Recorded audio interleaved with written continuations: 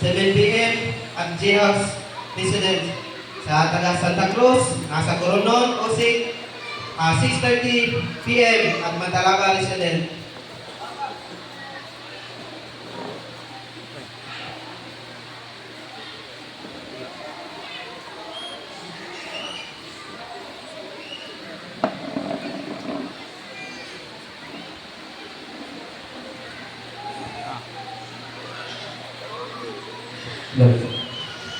Babad, twice a month, July 22 at J-House, 7:30 p.m.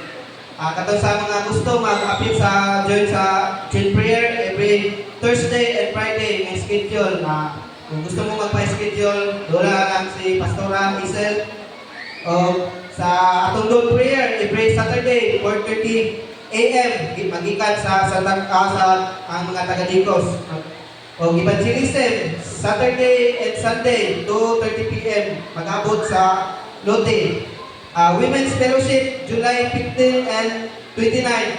Mag-announce lang sa GC sa Women's. Katong wala pa ka water baptism, kung gusto itong mag-water baptism, natay water baptism karong July 26. Salamat. Ito lang. God bless.